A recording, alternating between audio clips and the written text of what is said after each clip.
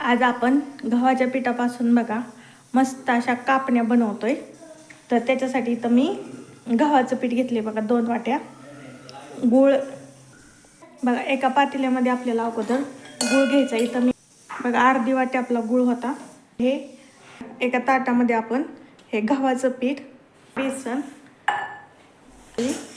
बडीशेप आणि विलायची घालून घेऊया. बघा याच्यामध्ये कडकडीत गरम केलेलं बघा आपण तूप घालून घेऊयात.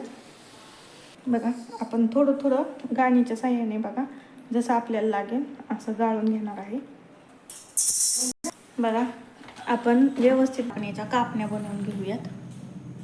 त्या बघा पिठातला आपण एक गोळा घेतलाय. आता लाटून घेऊयात. खूप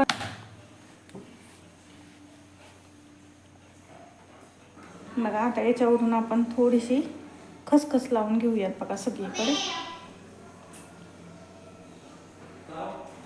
याच्यावरून लाटून घेऊयात व्यवस्थित, म्हणजे खसखस चांगल्याला चिकटून राहील बघा. आता दुसऱ्या साईडने पण बघा पलटी मारून आपण अशीच खसखस लावून घेणार आहे.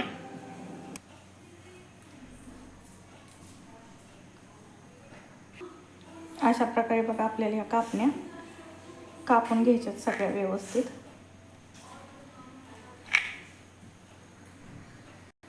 इतपत जाडीच्या अशा ठेवायच्यात, खूप पण पातळ नाही लाटायच्या. खूप जर पातळ लाटल्या तर वातड होतात, त्यासाठी थोड्या जाडच ठेवायच्या. बघा तेल आपलं ना खूप पण बघा कडकडीत गरम नाही आहे आणि खूप पण गार नाही. त्याच्यासाठी बघा असे एकदम परफेक्ट तेल तापलेलं आहे. आता आपण याच्यामध्ये आपल्या सर्व कापण्या सोडून घेऊयात. ह्या कापण्या आपल्याला ना मीडियम गॅसवरती तळायच्यात बघा. खूप पण बारीक नाही आणि खूप पण मोठ्या गॅसवरती नाही बघा तळायच्या. एकदम मीडियम गॅसवरती आणि सतत असं हलवत तळायच्या, म्हणजे सगळ्या बाजूने व्यवस्थित तळल्या जातील. आपल्या कापण्यांना व्यवस्थित असा बघा आता रंग आलेला आहे आणि एकदम बिस्किटासारख्या बघा झालेल्या आहेत ह्या. तर आपण काढून घेऊयात आता.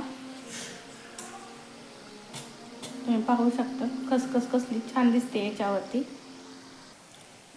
आपल्या ह्या बघा खुसखुशीत अशा आपल्या ह्या कापण्या तयार झालेल्या आहेत.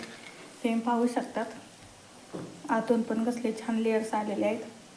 तर तुम्ही पण अशा पद्धतीने एकदा नक्की बनवा आणि रेसिपी आवडली असेल तर आपले चॅनल नक्कीच सबस्क्राईब करा, लाईक करा, शेअर करा. चला तर मग धन्यवाद.